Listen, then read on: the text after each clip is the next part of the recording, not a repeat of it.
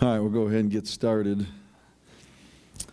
Saying about this earlier today, and a couple of our coaches have been talking about the last few days. I know there's 24 hours in a day, but the last couple of days, and I think the next few days, it seems like there's going to be about 40 hours in a day. So it's always at the beginning of every season. It seems like that first opportunity to play in a game takes forever to get here. It seemed like August 1st when our student athletes were reporting for training camp. The last couple of weeks in July, we're at a snail's pace, if you will, and I think this week is the same. So we continue to have practices and meetings and review our game plan and review situations over and over and over, and looking forward to Friday. And then as we talk about within our program as well, we'll get through the game Friday night, we'll blink, we'll wake up one morning, and it'll be Thanksgiving, and this season's gonna fly by. So certainly excited about being back on campus in TDCU Stadium. We had an opportunity Saturday evening to go over there as a program, and we spent the first 45 to 50 minutes just looking at the stadium, taking our time, letting our student athletes and staff and coaches walk around and see the locker room, see the turf, go up in the stands, and just kind of get a feel for our new home. And then we ended up having, we did our pregame warm-up routine. We had about a 20-minute mock game, as we call it, which was more substitutions, personnel packages, and special teams. And at the end, we did about a 30-minute situational script for some 2-minute and some special team situations in there as well. So we're excited to be back on campus. There's a lot of energy and buzz right now on Cullen Boulevard. I was able to walk through campus yesterday. I went to popped into a classroom with a couple hundred students in there and just said hello briefly, and a lot of energy, a lot of excitement right now. Looking forward to not only this season but certainly Friday night. So, and again, certainly have a great deal of respect for UTSA, their program, their staff, and certainly their student athletes. We are familiar with them, having played them last year, and certainly they're very, very familiar with us and our student athletes. I mentioned this going into the game last year in terms of the vast majority of both programs, student athletes being from the state of Texas. We've got familiarity from the recruiting aspect, and then having played them last year, studying them over the off season. Again, very, very athletic. Certainly they're very experienced, and I think when you look at their depth chart and you see student athletes in their program that have played 33 games, 34 games, 28 games, there is a lot to be said about experience. And any time at the college level, when you have student athletes that play in that many games, the game of football ends up for them individually slowing down. And I think the transition from high school to college is always challenging, especially for some student athletes, because of the speed of the game is so much different, and it takes time to adjust to it. So I think that's why you see oftentimes young men that play as true freshmen have an outstanding sophomore season, for instance, like Deontay Greenberry did last year, because they're still trying to adjust to the speed of the game, which changed from being a 12th grader, senior in high school, to being a freshman in college. But they get that under their belt. They get to go through spring practice, and that second year, I think the game slows down for them. And again, when you look at UTSA's roster and their depth chart, and you see young men that have played and started for 3 years and are in their early 20s, that goes a long way. And it shows up on video. They've got experience. They're very, very athletic, very fast, very physical on defense and up front on offense. And then they're well coached. And again, I think the world and have a lot of respect for Larry Coker and certainly his staff and assistant coaches.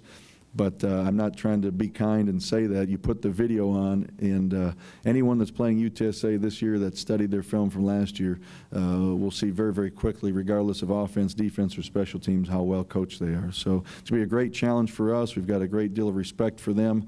Again, having played them last year, and if someone Didn't see that game. The score certainly was not indicative of how close it was. At the end of the third quarter, they're attempting a field goal to tie the game, and we block it and run it back, and we create a couple turnovers in the fourth quarter and end up winning the game. But it was certainly neck and neck for 45 minutes. So it'll be a great challenge, and we're certainly looking forward to Friday night getting here.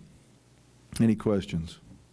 Coach, you said you guys walking around the stadium already. Just what's the feel and the excitement of the locker room about these guys playing such a great stadium? There's a lot of excitement, and it's what's interesting is we've got a couple of different groups of student athletes, if you will, within our program right now. So we've got true freshmen that really don't know any different. They're just getting here, and that's their new home.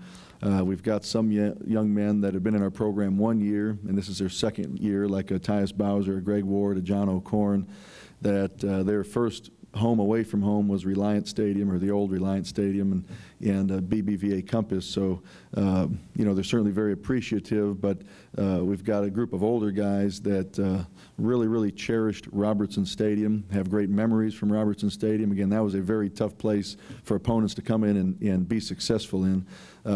However, with a brand new, beautiful, one of the top college football venues in the country now in TDCU, the guys that have been through Robertson, what was Reliant, BBVA Compass, and felt like, and not that they would admit this, but have really, you know, helped get the program to where it is, along with, you know, student athletes that have been in the program 50, 60, 70 years prior.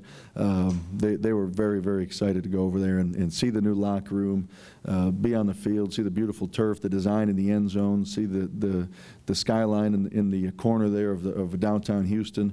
And so we felt like it was important to get over there and just give them an opportunity just to take 45 to 50 minutes and just walk around and see it, soak it all in, because Friday night now it's going to be a little bit more business-like. We got to go over, not have the distractions of the crowd or the beautiful stadium, and really focus on our opponent.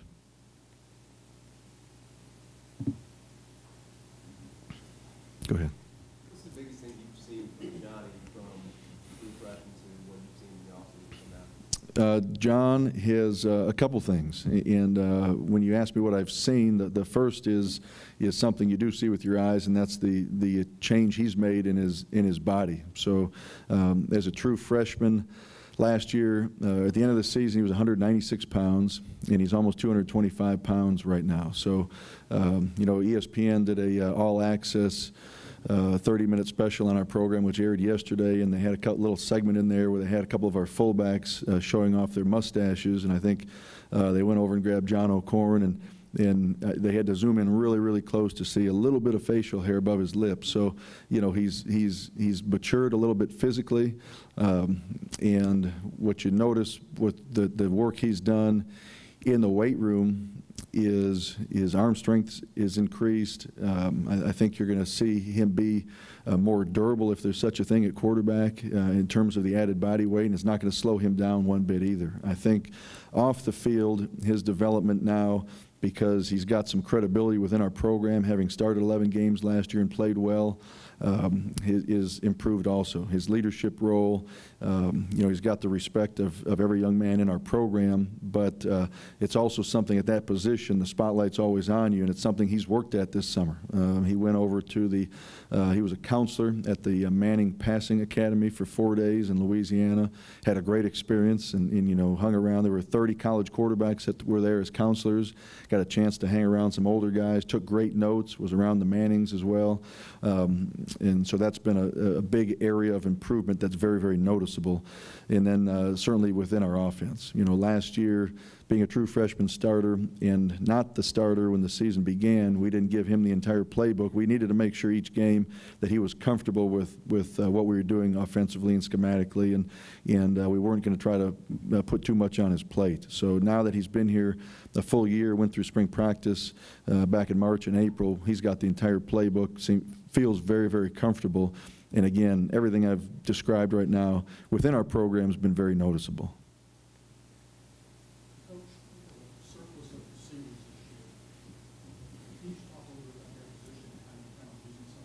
Well, we feel the question was about our depth at receiver. We feel like we've got tremendous depth, and you know, it's fun to see guys that you know, certainly like to play football first and foremost, and guys that are at the receiver position a little bit bigger than maybe we've had historically here, and still have great speed. So you know, our starting receivers, Greg Ward's going to start at the Z position, and again, it's a position that's relatively new to Greg, but he's so athletic and so dynamic with the ball in his hands. I expect that he's going to have a very, very good year. Deontay Greenberry will be back inside again, and has had a great camp and had a really, really good summer as well. And you're going to see you know, him on the field for the most of the game on offense. He's a guy that probably won't come off the field very often.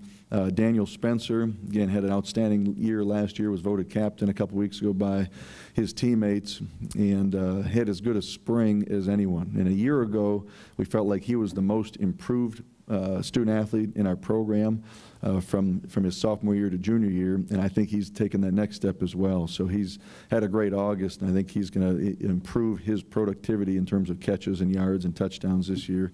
And then over at what we call the X position, which is an outside receiver position, you're going to see DeMarcus Ayers, again, like Greg Ward, a high school quarterback that was recruited here as a receiver. Not necessarily comparing that to Greg, but Greg's now a receiver, and DeMarcus moved to receiver, was our kick returner last year, and also Markeith Ambles will both play at the X position. So we've got tremendous depth.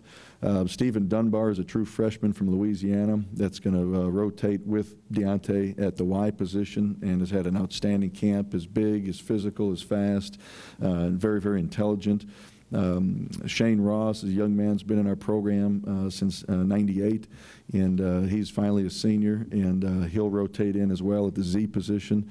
And then Wayne Beadle's a young man who's a walk on our program that played some for us last year, playing a lot of special teams, caught a touchdown against Central Florida, and he'll rotate with Daniel Spencer at the H position. So we feel like we've got really 8 to 10 young men in our program. Hayden Daniels is another one at the Y position that we feel really, really comfortable about playing and giving opportunities to guys that may be on the second or third on the depth chart, but keeping our starters fresh and allowing our receivers to run at full speed all game.